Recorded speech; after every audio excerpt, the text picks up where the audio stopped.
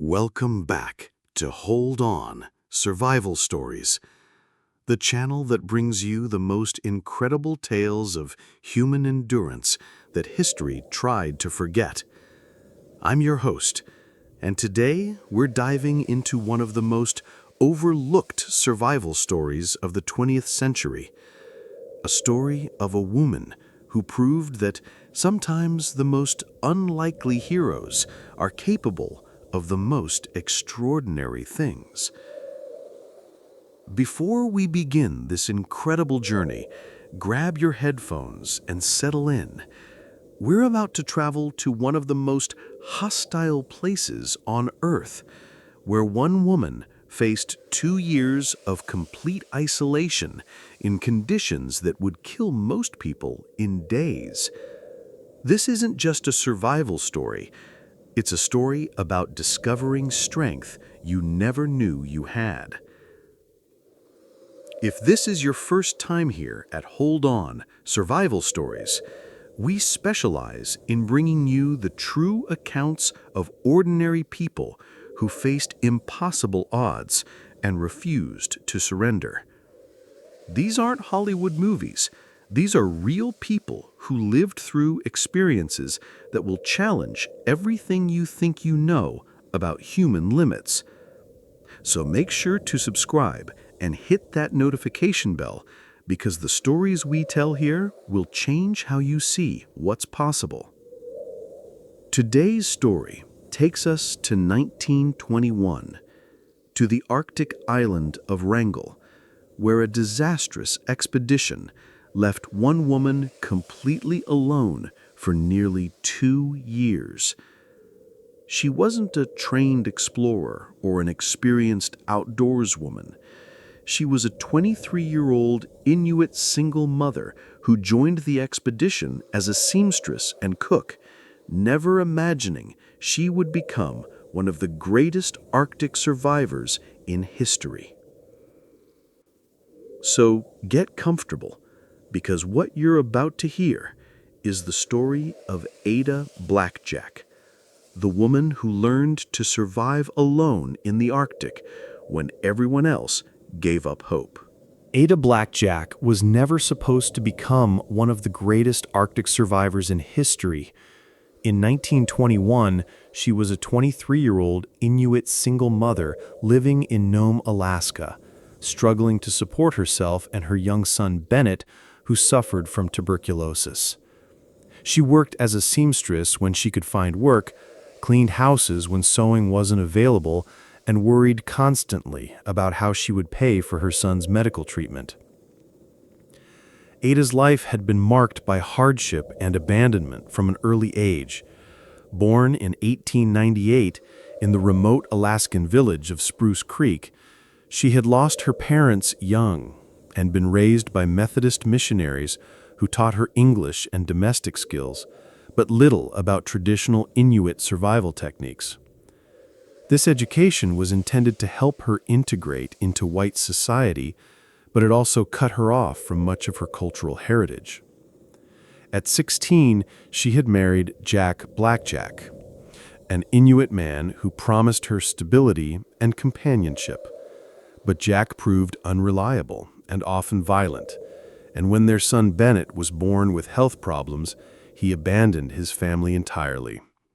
Ada found herself alone with a sick child, possessing few marketable skills and no family support system. The tuberculosis that was slowly killing her son required expensive medical treatment that Ada could not afford on her meager earnings. She had heard of sanatoriums in Seattle where Bennett might receive proper care, but the cost seemed impossible for a woman earning a few dollars a week as a seamstress. It was in this desperate situation that Ada heard about an opportunity that seemed almost too good to be true. Vilhjalmur Stefansson, the famous Arctic explorer, was organizing an expedition to Wrangel Island, a remote Arctic landmass that lay unclaimed in the Chukchi Sea. He needed someone to serve as cook and seamstress for the expedition, and he was offering the extraordinary sum of $50 per month. $50 a month was more money than Ada had ever imagined earning. It would be enough to pay for Bennett's medical treatment, enough to secure his future, enough to change their lives completely. But the expedition would take her to one of the most remote places on Earth, hundreds of miles from any human settlement, for an indefinite period of time. Stefansson's plan was ambitious and controversial. He wanted to establish a permanent settlement on Wrangel Island to support Canada's territorial claims to the Arctic. The island, about 100 miles long and 50 miles wide, lay 90 miles north of the Siberian coast and had never been successfully colonized.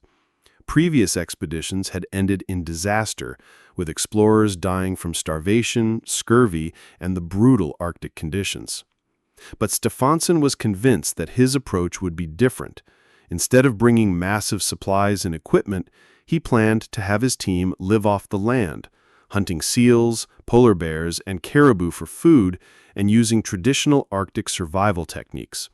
He called it the friendly Arctic, arguing that the region could support human life if people adapted to its conditions rather than fighting against them. The expedition team would consist of 4 young men: Alan Crawford, a 20-year-old Canadian university student who would serve as leader; Lorne Knight, a 28-year-old American with some Arctic experience; Fred Maurer, a 28-year-old American who had been on Stefansson's previous expeditions; and Milton Gall, a 19-year-old American looking for adventure. Ada would be the only woman and the only Inuit member of the group. For Ada, the decision to join the expedition was agonizing. Leaving Bennett meant trusting his care to the Methodist mission, and there was no guarantee when she would see him again.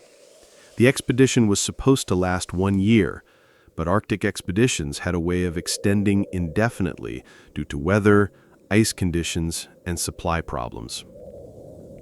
But the money was desperately needed, and Ada had few other options for earning such a substantial sum. The mission assured her they would care for Bennett in her absence, and Stefansson promised that a relief ship would pick up the expedition members after 1 year on the island. What Stefansson didn't tell the expedition members was that Wrangel Island had already claimed the lives of numerous explorers. The Russian explorer Baron von Wrangel had tried unsuccessfully to reach the island in the 1820s. American whaling captain Thomas Long had landed briefly in 1867, but found it too dangerous for extended habitation. Most recently, a Canadian expedition in 1914 had ended with all members dead from starvation and scurvy. Ada's friends and family tried to discourage her from joining the expedition. They warned her that the Arctic was no place for a woman, especially one without extensive survival training. They pointed out that she had never hunted large game, had never built an ice shelter, had never lived through an Arctic winter without modern conveniences. But Ada had made her decision. On September 9, 1921, she said goodbye to her son and boarded the ship that would take her to Wrangel Island. She carried with her a small suitcase of personal belongings, her sewing equipment, and an overwhelming sense of responsibility to earn enough money to save Bennett's life. The journey to Wrangel Island took several weeks, traveling north through increasingly dangerous ice conditions. As they approached their destination, Ada got her first look at what would be her home for the next year: a desolate, windswept landmass covered in snow and ice, surrounded by treacherous waters that were already beginning to freeze for the winter. The island appeared utterly lifeless, a barren landscape of rocky hills and frozen tundra that seemed incapable of supporting any form of life. There were no trees, no visible animals, no signs that humans had ever successfully lived there. It looked like the end of the world. But Ada had committed herself to this venture, and she was determined to fulfill her obligation. She had come to Wrangel Island to earn money for her son's medical treatment, and she would stay until the job was done. She had no way of knowing that she was about to face challenges that would test every aspect of her character, intelligence, and will to survive. As the ship's crew unloaded their supplies on the beach, Ada looked around at her 4 male companions and realized that her life now depended on their ability to work together as a team in one of the most hostile environments on Earth. She was about to discover whether Stefansson's theories about the friendly Arctic had any basis in reality, or whether she had made a terrible mistake that might cost all of them their lives. The first challenge facing the Wrangel Island expedition became apparent within hours of their arrival in September 1921. The friendly Arctic that Vilhjalmur Stefansson had promised turned out to be immediately hostile, unwelcoming, and far more dangerous than any of the expedition members had anticipated. Wrangel Island in autumn was a desolate landscape that seemed designed to crush human hope. The terrain consisted of rocky hills covered in permafrost, boggy tundra that could swallow a person without warning, and beaches lined with massive chunks of sea ice that had been driven ashore by Arctic storms. The few areas of level ground were constantly swept by winds that could knock a person off their feet and drive ice crystals into exposed skin like needles. Alan Crawford, the 20-year-old leader of the expedition, tried to maintain an optimistic attitude as they established their base camp, but it quickly became clear that he was overwhelmed by the responsibilities he faced. Crawford was intelligent and well-educated, but his Arctic experience was theoretical rather than practical. He had studied polar exploration, but had never actually lived through an Arctic winter. The team's initial shelter was a canvas tent reinforced with driftwood, adequate for autumn weather, but completely inadequate for the brutal winter conditions that were rapidly approaching. Lorne Knight, who had some previous Arctic experience, argued for building a more substantial shelter, but Crawford was reluctant to deviate from Stefansson's instructions to live lightly on the land. Ada found herself caught between her role as cook and seamstress and the increasingly apparent reality that survival would require everyone to contribute to tasks far beyond their original job descriptions.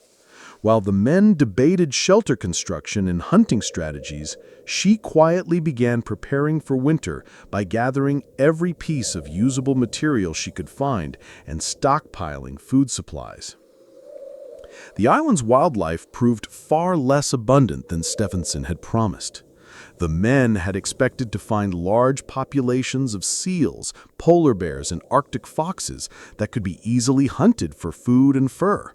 Instead, they found a landscape that seemed almost devoid of animal life.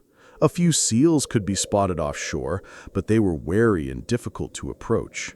Polar bear tracks were visible occasionally, but the bears themselves remained elusive. Most troubling was the absence of caribou, which Stefansson had claimed would provide the expedition's primary source of meat. The island appeared to support no large land mammals at all, forcing the team to rely on the limited supplies they had brought with them and whatever small game they could trap or shoot. Fred Maurer, who had been on previous expeditions with Stefansson, began to express doubts about their situation. He had seen how quickly Arctic conditions could deteriorate and how easily well-equipped expeditions could find themselves facing starvation. The supplies they had brought were intended to supplement hunting, not to sustain 5 people through an entire Arctic winter. Milton Galley, the youngest member of the expedition, 19, struggled with the psychological adjustment to their isolation. He had joined the expedition seeking adventure and glory, but the reality of daily survival tasks and the growing awareness of their precarious situation began to wear on his mental state. He became moody and withdrawn, contributing less to the group's survival efforts.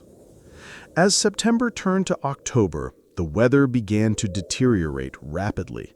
Temperatures dropped below freezing and stayed there. Ice began forming on nearby waters, and storms became more frequent and severe. The team's inadequate shelter leaked constantly, keeping their bedding and clothing damp in conditions where staying dry was essential for survival. Ada's domestic skills became increasingly valuable as conditions worsened. Her ability to sew and repair clothing meant the difference between adequate protection and dangerous exposure. Her experience cooking with limited ingredients helped stretch their food supplies and maintain nutrition. But she also began to realize that her companions expected her to handle all domestic tasks while they focused on what they considered more important work. The group's dynamics became strained as the reality of their situation became clear. Crawford tried to maintain his authority as leader, but his lack of practical experience made his decisions increasingly questionable. Knight argued for more aggressive hunting and better shelter, but his confrontational personality created conflicts with other team members. Maurer's experience made him valuable, but his growing pessimism undermined group morale. Ada found herself serving not just as cook and seamstress, but as mediator and caretaker for a group of increasingly desperate men. Her quiet competence and practical approach to problems made her indispensable, but it also meant that she was working longer hours and bearing more responsibility than anyone else in the group. The first major crisis came in late October when a storm destroyed much of their shelter and scattered their supplies across the island. The team spent days recovering what they could and rebuilding their camp, but the incident made clear how vulnerable they were to forces beyond their control. One bad storm could destroy everything they had worked to build. Food became increasingly critical concern as their hunting efforts proved largely unsuccessful. The men had expected to live primarily off fresh game, but their lack of hunting skills and the scarcity of animals meant they were consuming their limited supplies faster than planned. By November, they were already rationing food and calculating how long their supplies might last. Ada's Inuit heritage became both an asset and a burden as winter approached. The men looked for her for traditional knowledge about Arctic survival, but her missionary education had cut her off from much of her cultural background. She knew some traditional techniques, but not enough to compensate for the expedition's poor planning and inadequate preparation. The psychological pressure of their situation began to affect everyone in the group.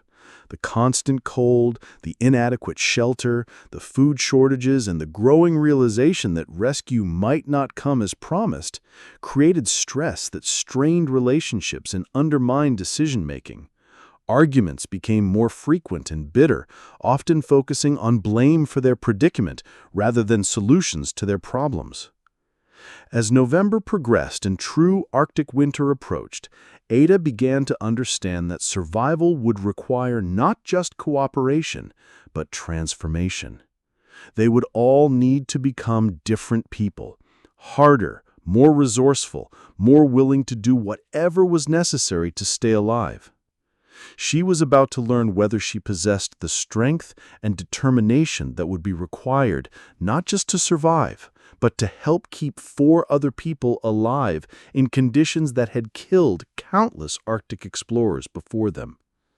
The friendly Arctic that Stephenson had promised had revealed itself as one of the most hostile environments on Earth, and Ada-blackjack was about to discover what she was truly capable of when everything depended on refusing to give up.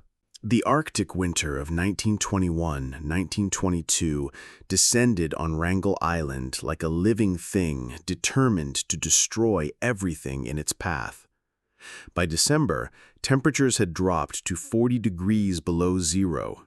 Winds reached hurricane force regularly, and the sun disappeared entirely, leaving the expedition in complete darkness for months at a time. Their improved shelter, built from salvaged driftwood and reinforced with canvas and animal skins, provided some protection from the wind, but remained miserably cold and damp. Ice formed on the inside walls, their breath froze in the air, and keeping a fire going required constant attention and increasingly scarce fuel. Ada's role evolved from cook and seamstress to the expedition's most essential member. While the men struggled with depression and despair, She maintained the daily routines that kept them alive, preparing meals from dwindling supplies, mending and creating warm clothing, tending the fire, and organizing their living space to maximize warmth and efficiency.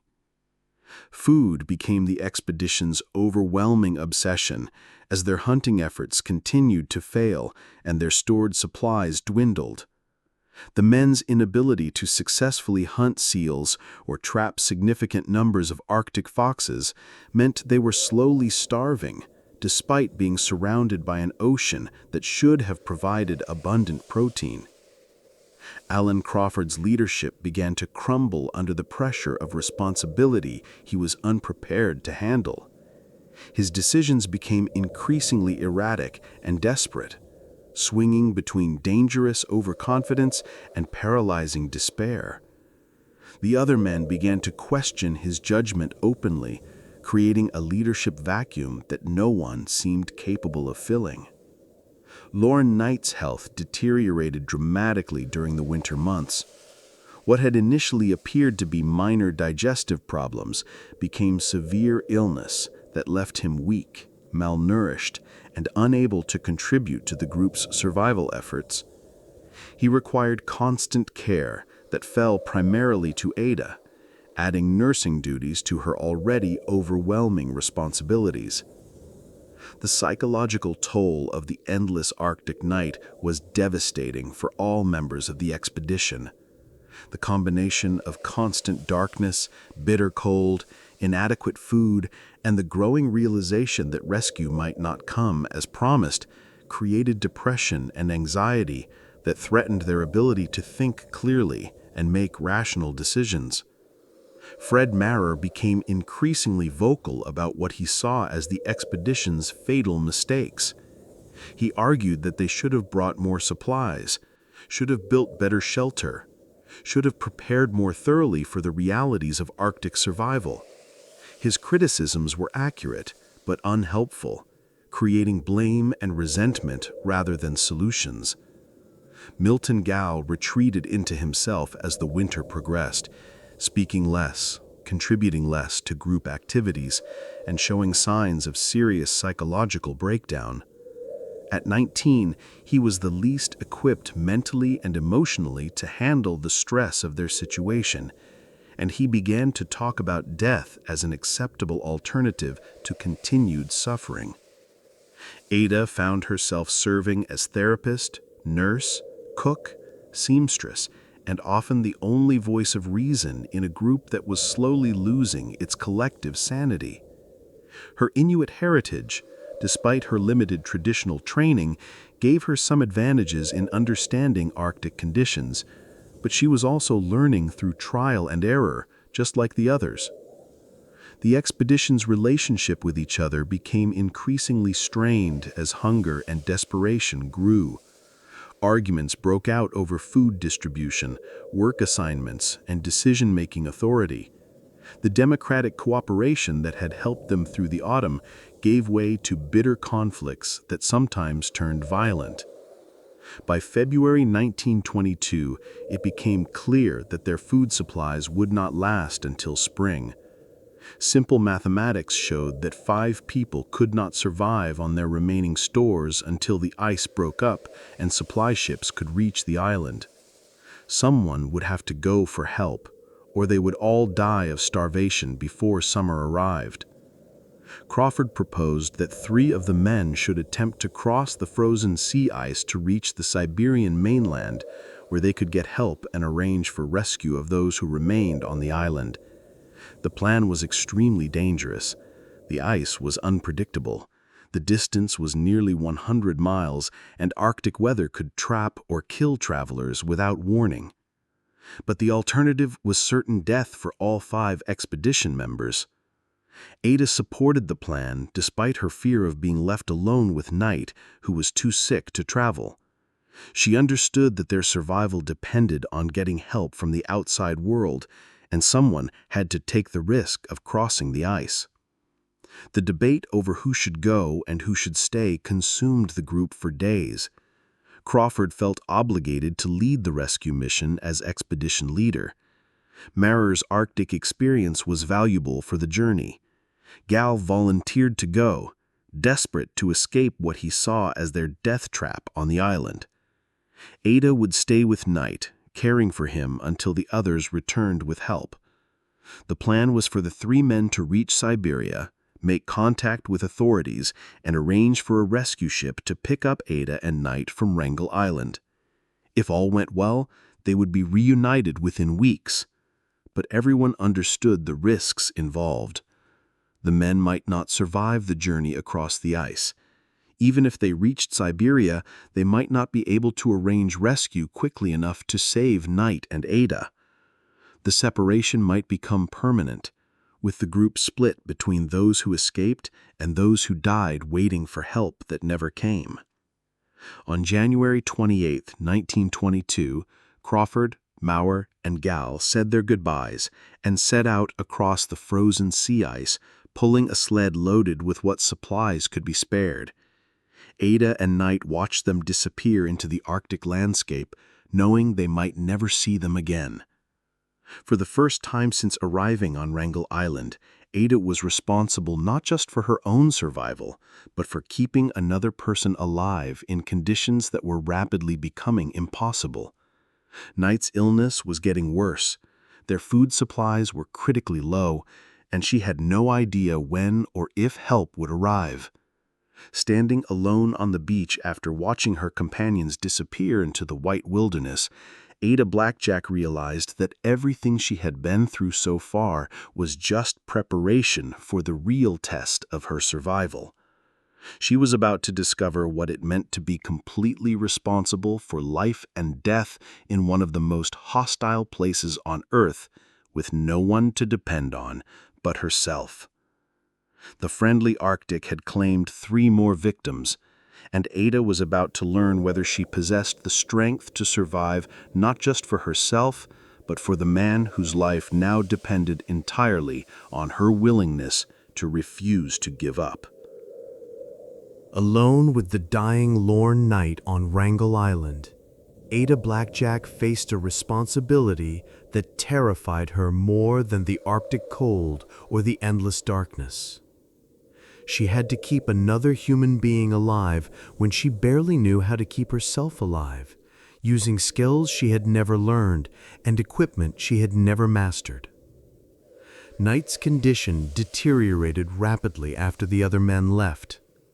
What had been manageable illness became a life-threatening crisis that required constant attention and medical knowledge that Ada simply didn't possess. He suffered from severe digestive problems, possibly scurvy or internal bleeding that left him weak, delirious, and unable to care for himself. Ada found herself serving as nurse, hunter, cook, and caretaker in conditions that challenged each role to its limits. She had to learn to manage Knight's medical needs while also finding food, maintaining their shelter, and keeping their fire going in temperatures that regularly dropped below -40 degrees. The psychological pressure was enormous. Ada had never been responsible for another person's life in such extreme circumstances. Every decision she made, what food to give Knight, how to treat his symptoms, when to risk hunting expeditions, could mean the difference between his life and death. The weight of that responsibility was almost crushing. But Ada discovered reserves of strength and determination she never knew she possessed. When Knight was too weak to eat solid food, she learned to prepare broths and liquid meals that he could digest. When his condition required medicine they didn't have, she experimented with traditional Inuit remedies she remembered from childhood stories. Food remained their most critical challenge. With Knight unable to hunt and their stored supplies nearly exhausted, Ada had to learn to catch seals and trap foxes using techniques she had never practiced. She had watched the men's failed hunting attempts, but now she had to succeed where they had failed, or both she and Knight would starve. Her first attempts at hunting were disasters. She had never killed a large animal, had never used hunting weapons effectively, and had never learned to read the signs that would tell her where animals might be found. She wasted precious ammunition on missed shots and returned from hunting expeditions empty-handed and exhausted. But desperation forced her to learn quickly. She began to observe animal behavior more carefully, to understand the patterns of seals and foxes, to develop patience and skill with weapons that had initially seemed impossible to master. Each small success built her confidence and improved her technique. The physical demands of caring for Night while also hunting and maintaining their shelter pushed Ada to her limits. She was getting little sleep, eating minimal food to conserve supplies for Night, and working in conditions that would have exhausted even experienced Arctic explorers. Her body began to show the strain of constant stress and inadequate nutrition. Night's mental state fluctuated between periods of clarity and delirium. During his lucid moments, he tried to help Ada with advice about hunting and survival, sharing what knowledge he could. But increasingly, he was lost in fever dreams and confusion, requiring constant supervision to prevent him from injuring himself or wandering away from their shelter. Ada's loneliness was profound and devastating. She had gone from living with 4 other people to being essentially alone, responsible for someone who could no longer provide companionship or emotional support. The isolation and stress began to affect her own mental state, and she struggled to maintain hope and sanity. The Arctic winter seemed to intensify, as if sensing their vulnerability. Storms became more frequent and violent. Temperatures dropped to levels that made even brief exposure outside potentially fatal, and the darkness seemed to press in on their shelter like a living thing trying to smother them. Ada began talking to herself and to Night, even when he was unconscious, just to hear human voices and maintain some connection to language and thought. She sang songs she remembered from childhood, told stories, and created elaborate conversations to combat the psychological effects of isolation. March arrived and Night's condition continued to worsen. Ada faced the terrible possibility that she might soon be completely alone on Wrangel Island.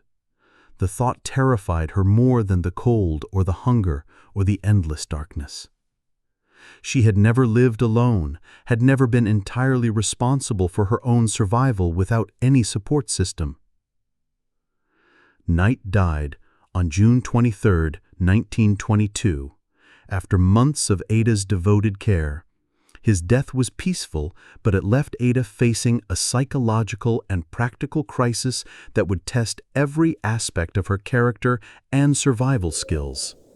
She was now the only living person on Wrangel Island, with no idea when or if rescue would come. Ada's first reaction to Night's death was overwhelming grief and terror. She had become attached to him during the months of caring for him, and his death represented not just the loss of a human being, but the loss of her last connection to other people.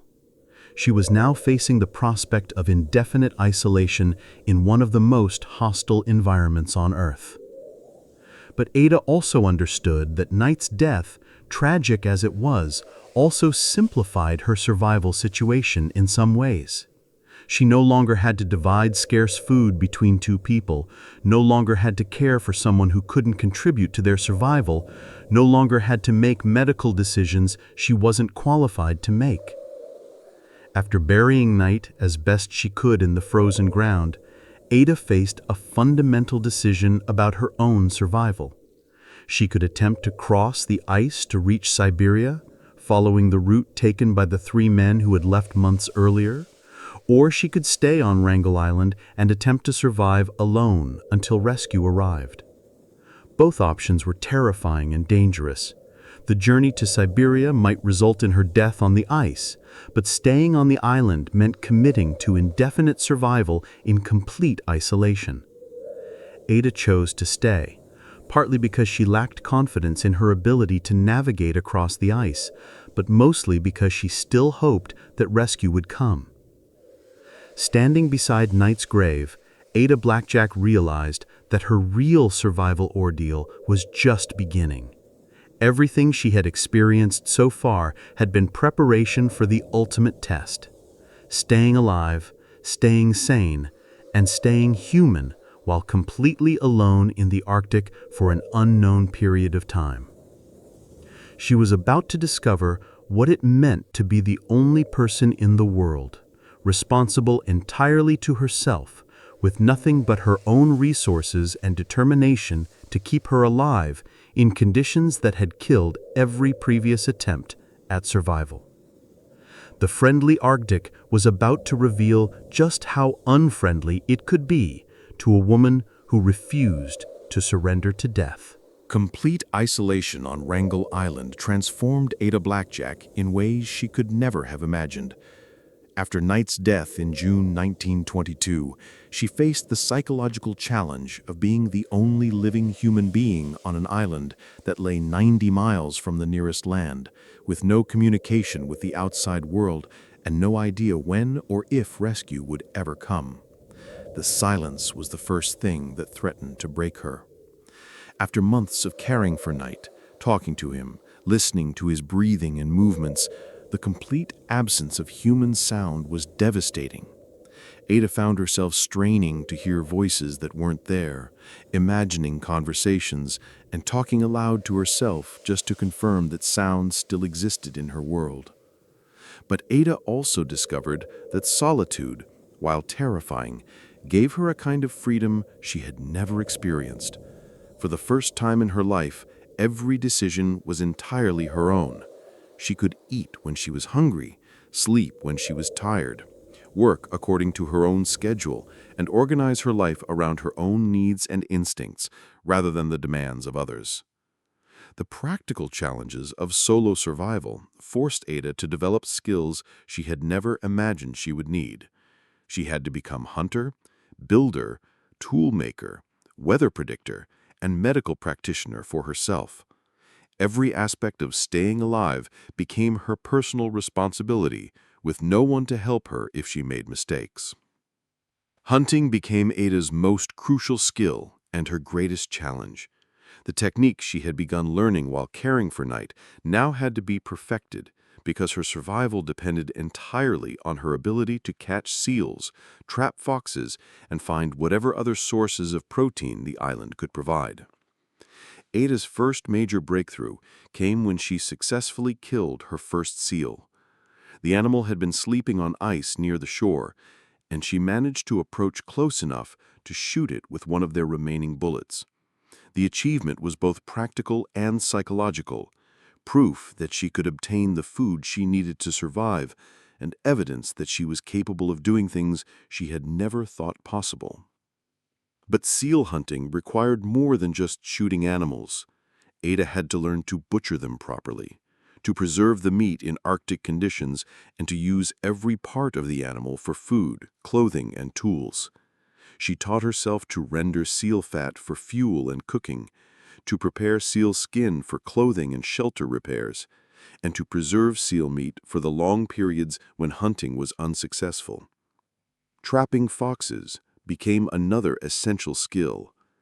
Ada modified and repaired the traps left by the expedition, learning through trial and error how to set them effectively and where to place them for the best chance of success. Fox meat provided variety in her diet, and fox fur was crucial for maintaining and improving her clothing. Ada's shelter required constant attention and improvement. The structure that had housed 5 people was too large and difficult to heat for one person, so she modified it to create a smaller, more efficient living space.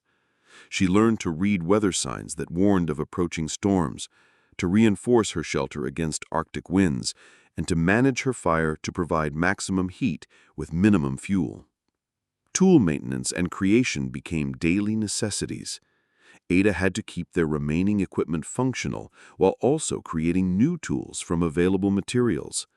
She learned to sharpen knives, repair traps, modify hunting equipment, and create domestic tools from salvaged materials and animal bones.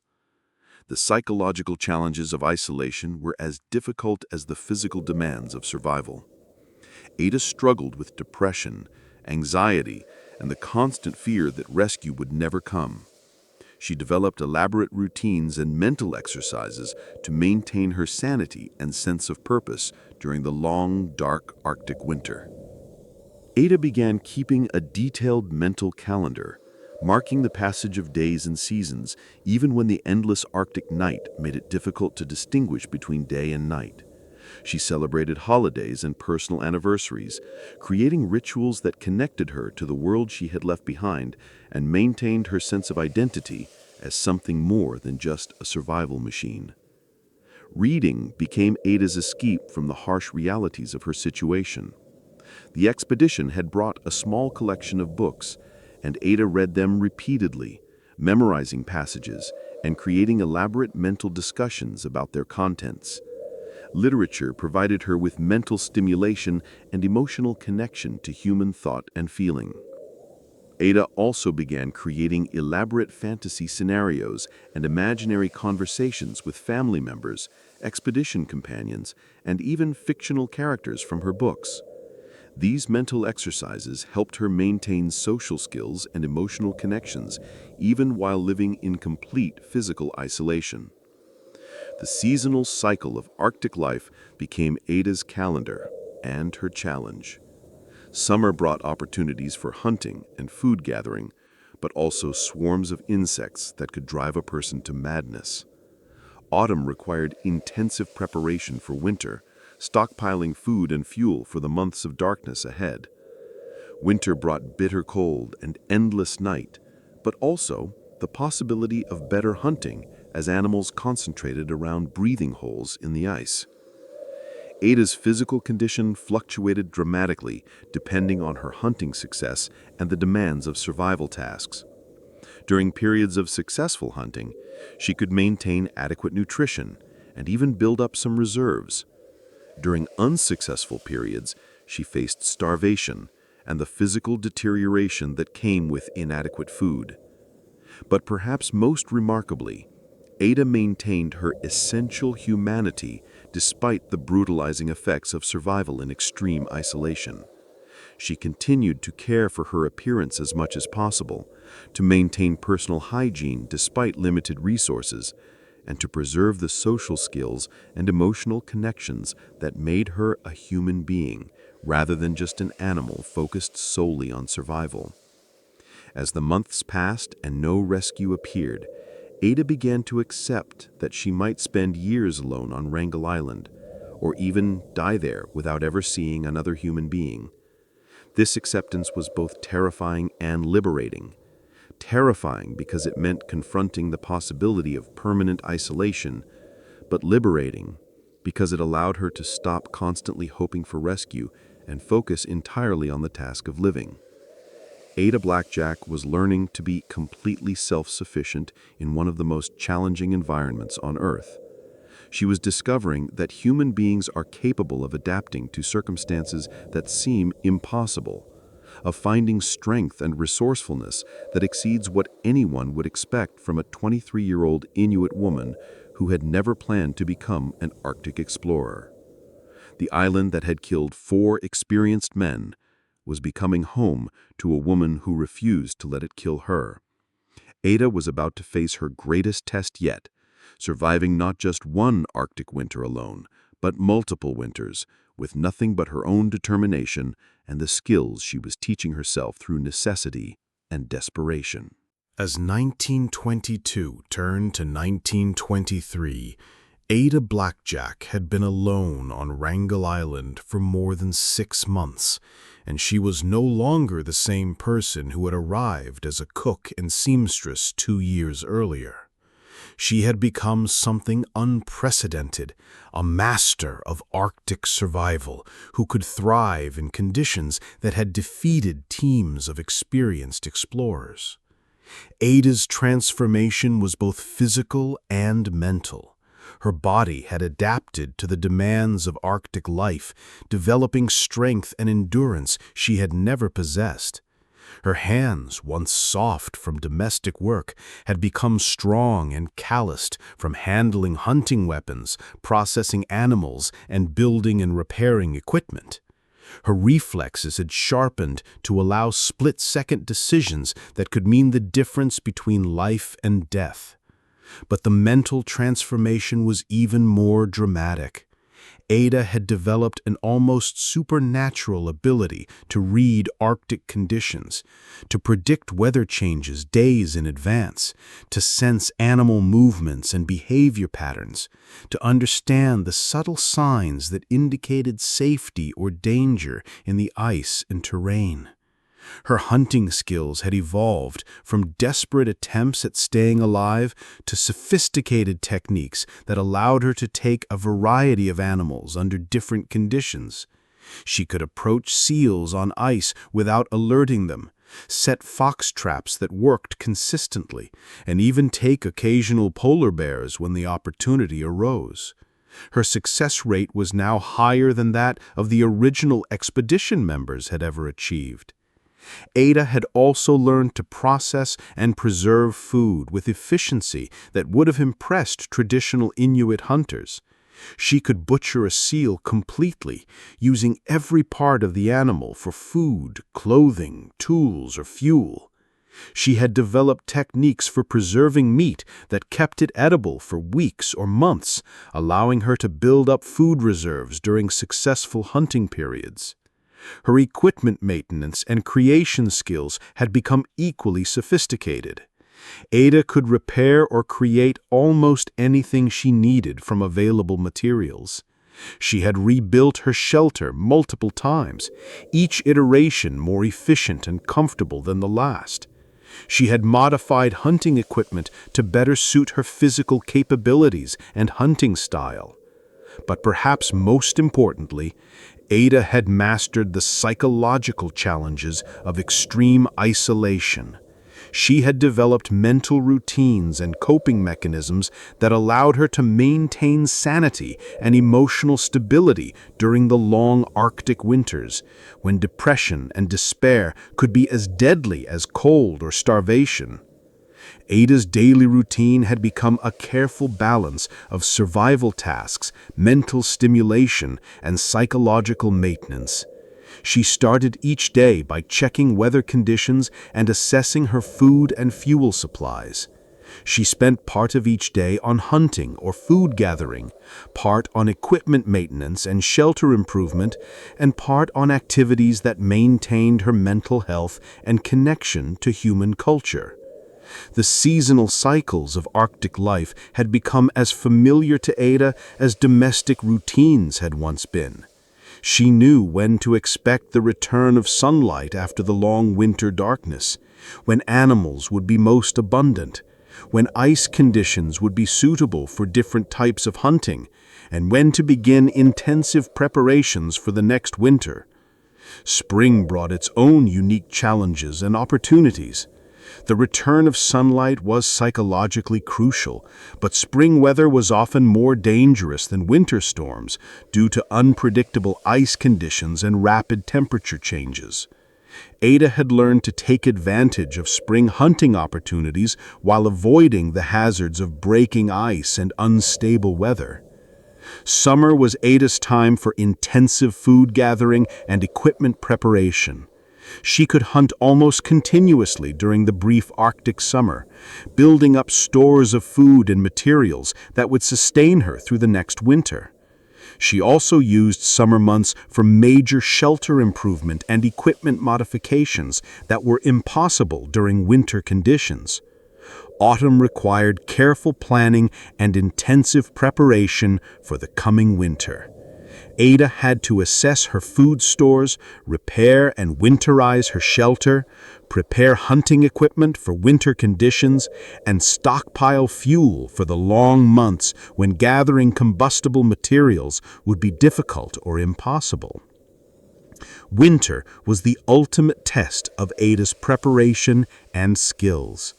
During the months of darkness and extreme cold, she had to survive on stored food and whatever animals she could hunt in harsh conditions, maintain her shelter and equipment, and maintain her mental health through the psychological challenges of isolation and sensory deprivation.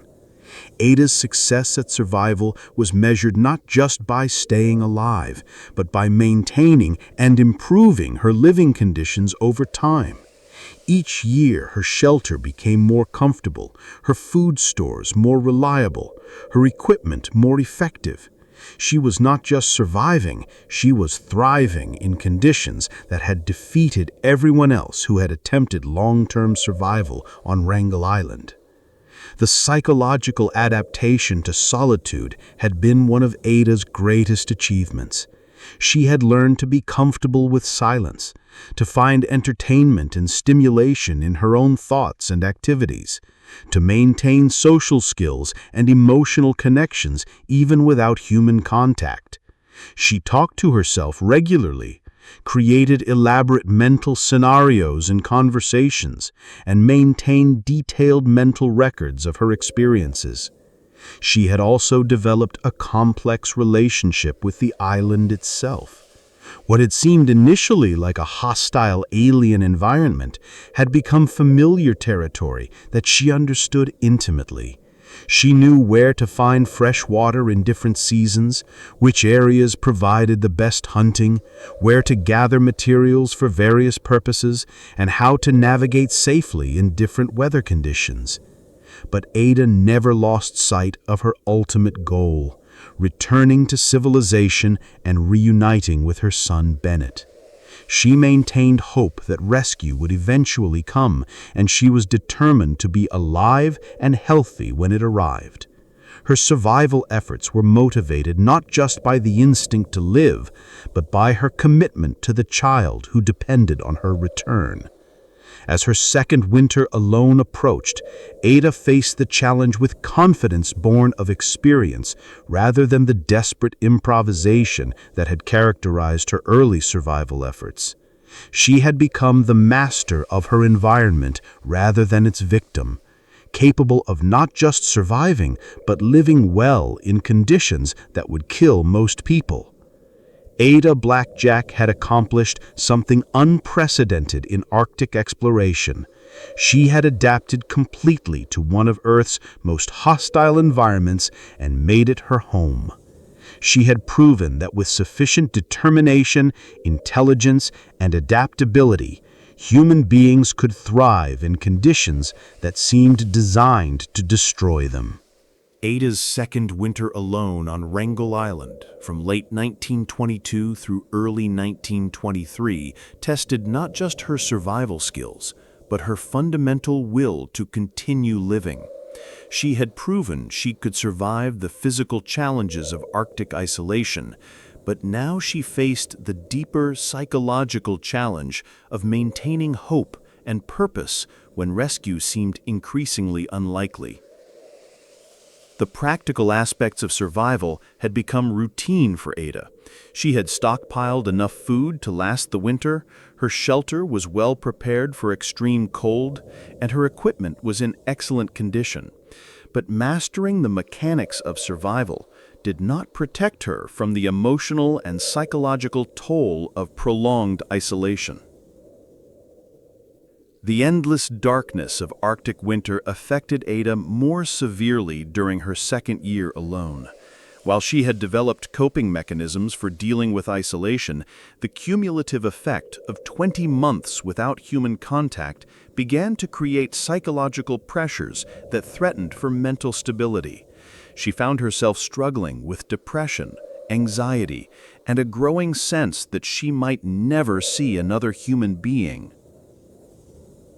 Ada's connection to her son Bennett, which had initially motivated her survival efforts, became both a source of strength and a source of anguish. She constantly worried about his health, wondered whether he was still alive, and tortured herself with questions about whether her absence had made his medical condition worse. The money she had earned by joining the expedition seemed meaningless if she never returned to use it for his care. The lack of any news from the outside world intensified Ada's psychological isolation. She had no way of knowing whether the three men who had left for Siberia had survived their journey, whether rescue efforts were being organized, or whether anyone even knew she was still alive.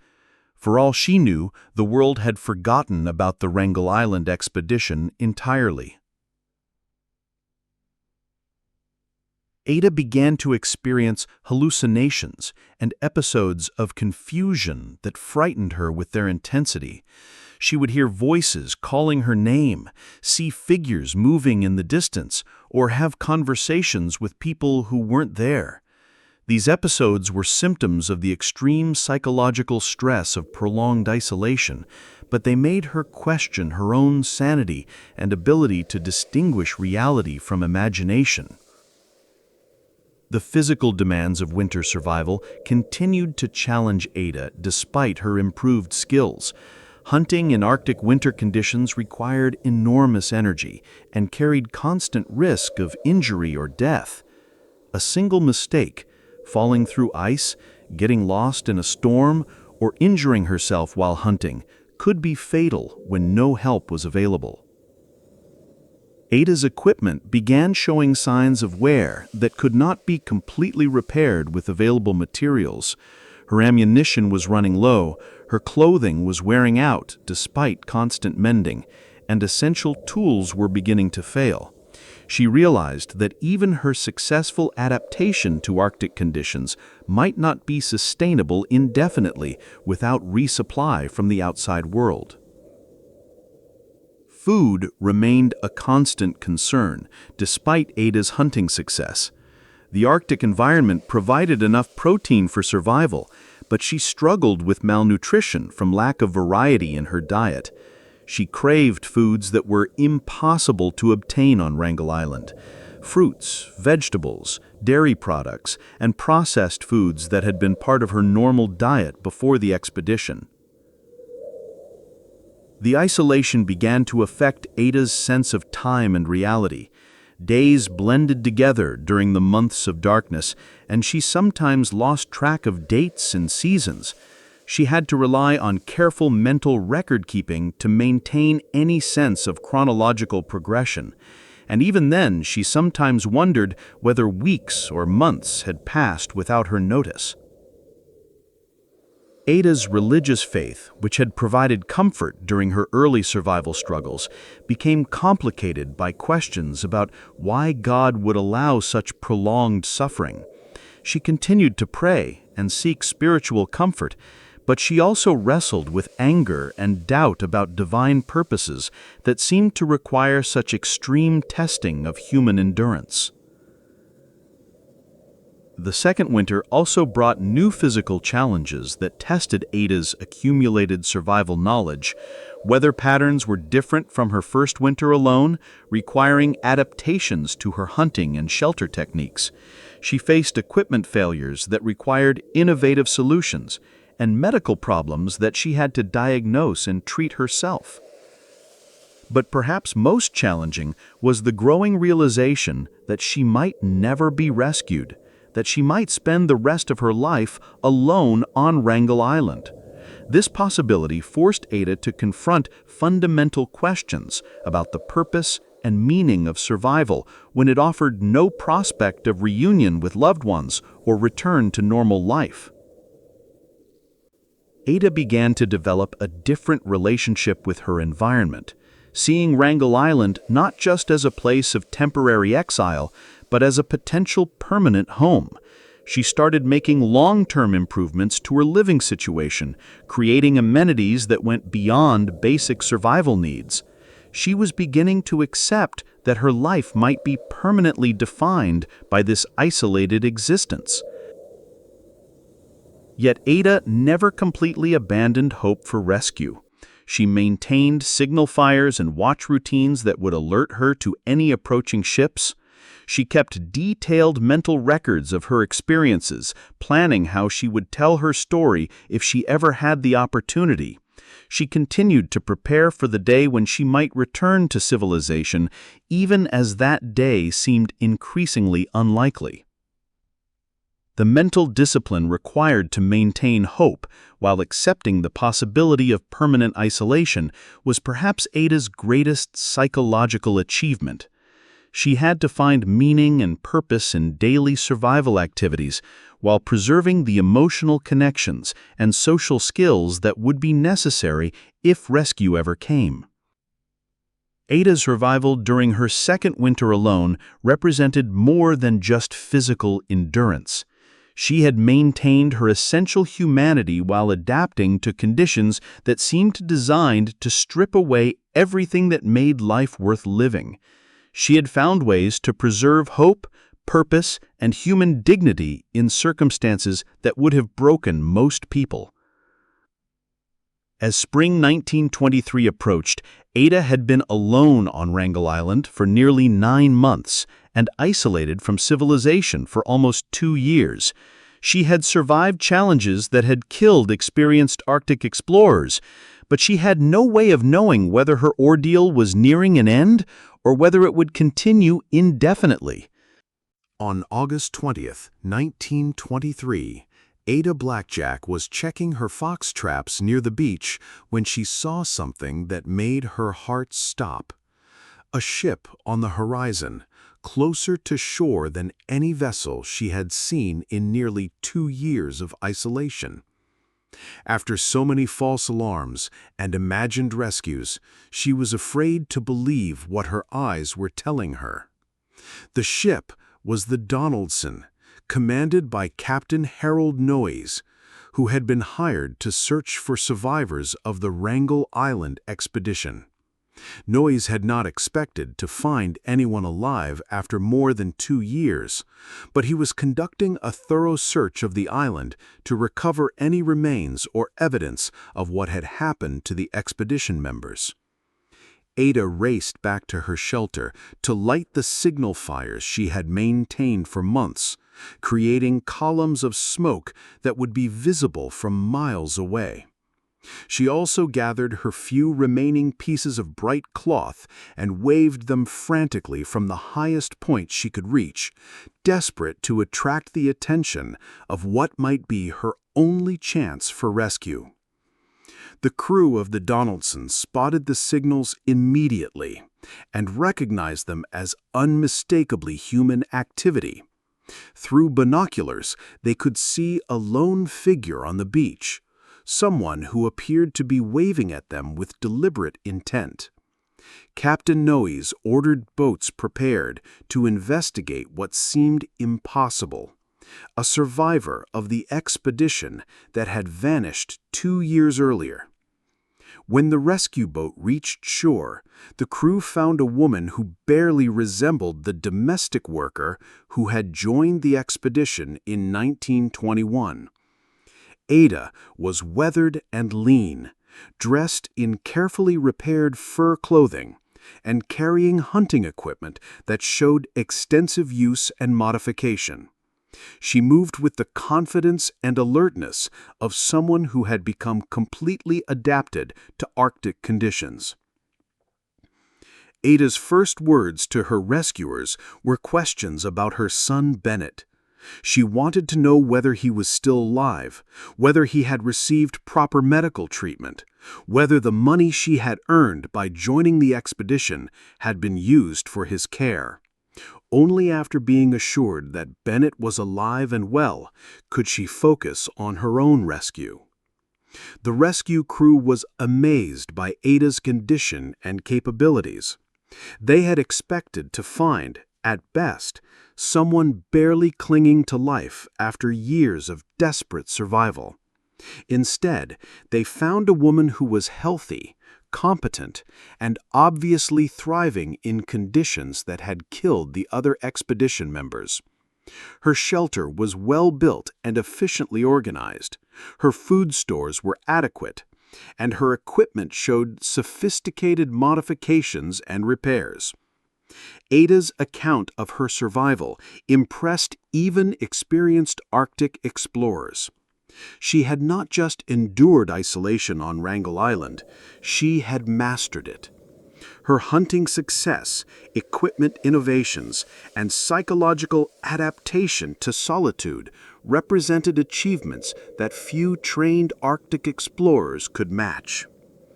The journey back to civilization was emotionally overwhelming for Ada.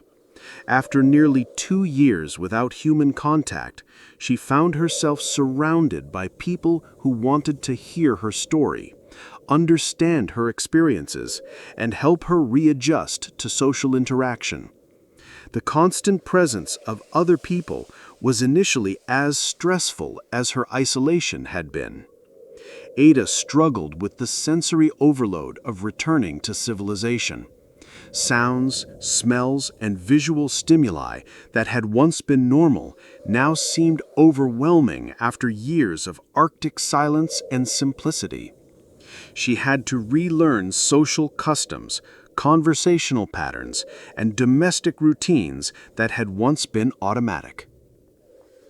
The reunion with her son Bennett was the emotional climax of Ada's ordeal. The boy had survived his tuberculosis and grown considerably during her absence, but he had never stopped hoping for her return. The money Ada had earned from the expedition had indeed paid for his medical treatment, making her sacrifice worthwhile despite the enormous personal cost. Ada's story immediately attracted international attention. She had accomplished something unprecedented: solo survival in the Arctic for nearly 2 years under conditions that had defeated teams of experienced explorers. Her achievement challenged assumptions about women's capabilities, Inuit survival skills, and the limits of human endurance. But Ada's fame came with complications.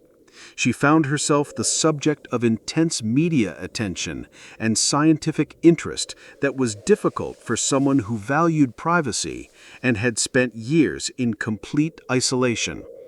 Reporters, researchers, and curiosity seekers wanted to interview her, study her techniques, and understand how she had accomplished the impossible. The fate of the other expedition members remained a mystery that haunted Ada for the rest of her life. The 3 men who had left to seek help in Siberia were never found, and their fate remained unknown. Ada carried the burden of being the sole survivor of an expedition that cost 4 lives, including that of Knight, whom she had tried desperately to save. Ada used her newfound fame and the money she earned from telling her story to provide for Bennett's continued education and medical care. She also helped support other Inuit families and became an advocate for recognition of traditional Arctic survival knowledge and indigenous contributions to polar exploration. But Ada never sought to repeat her Arctic adventure. She had proven everything she needed to prove about her capabilities and endurance. She preferred to live quietly, raising her son and maintaining the privacy that had become precious to her after years of unwanted attention. Ada's survival story became a cornerstone case in the study of human adaptation to extreme environments. Researchers studied her techniques, her psychological coping mechanisms, and her physical adaptations to understand how human beings could thrive in conditions previously thought to be unsurvivable. Her achievement also highlighted the often overlooked contributions of indigenous peoples to Arctic exploration. While male European explorers received most of the credit for polar discoveries, Ada's story demonstrated that traditional knowledge and cultural adaptation could be more effective than advanced equipment and formal training. Ada-Blackjack died in 1983 at the age of 85, having lived a full life that was forever defined by her extraordinary 2 years on Wrangel Island. She had started as a reluctant expedition member seeking money for her son's medical treatment, and had become one of the greatest survival stories in human history. Her legacy extends beyond her individual achievement to represent the power of human determination, the effectiveness of traditional knowledge, and the capability of ordinary people to accomplish extraordinary things when everything depends on refusing to surrender. Ada proved that sometimes the most unlikely heroes are capable of the most remarkable achievements. Most importantly, ada-blackjack demonstrated that survival is not just about staying alive, but about maintaining hope, purpose, and humanity, even in circumstances that seem designed to destroy all three. She showed that with sufficient determination and adaptability, human beings can not only survive the impossible, but can thrive in conditions that challenge every assumption about human limitations. The woman who was afraid to leave her sick child for a year had spent nearly 2 years alone in the Arctic and returned home stronger, wiser, and more capable than anyone could have imagined. Ada-blackjack had not just survived the edge of the world, she had made it her home and proved that sometimes the most ordinary people are capable of the most extraordinary things. And that's the incredible story of ada-blackjack, a woman who proved that sometimes the most unlikely heroes are capable of the most extraordinary achievements. You know, I've told a lot of survival stories on this channel, but Ada's story hits me differently every time I research it. Here was a 23-year-old single mother who joined an expedition as a cook and seamstress, never imagining she would become one of the greatest Arctic survivors in history. She wasn't trained for this. She wasn't prepared for this. She was just a woman who needed money to save her son's life. But when everything went wrong, when the experienced male explorers failed and died, Ada found strength she never knew she had. She spent nearly 2 years completely alone in one of the most hostile places on Earth, and she didn't just survive, she thrived. She became a master hunter, an expert at Arctic survival, a woman who could live comfortably in conditions that had killed everyone else. What strikes me most about Ada's story is how it challenges every assumption about who we think survival heroes are supposed to be. The history books are full of stories about brave male explorers conquering the wilderness, but here's a quiet Inuit woman who outsurvived them all, using intelligence, determination, and an absolutely unbreakable will to return to her son. And here's what really gets me. She did it all for love. Everything Ada endured, every impossible challenge she overcame, every day she chose to keep fighting instead of giving up, it was all motivated by her love for Bennett and her determination to return to him. That's the kind of strength that can move mountains, or in this case, survive the Arctic. Ada's story also reminds us how often the contributions of indigenous peoples and women have been overlooked in history. While the male expedition leaders got their names in the newspapers, it was the Inuit woman who actually knew how to survive. Traditional knowledge and cultural wisdom proved more valuable than university education and expensive equipment. I think about Ada whenever I'm facing something that seems impossible. When life presents me with challenges that feel insurmountable, I remember this woman who spent 700 days alone in the Arctic and never gave up hope. If she could do that, what excuse do any of us have for surrendering to our own challenges? And here's something I want you to remember. Ada wasn't superhuman. She was scared, lonely, desperate, and sometimes nearly broken by her ordeal.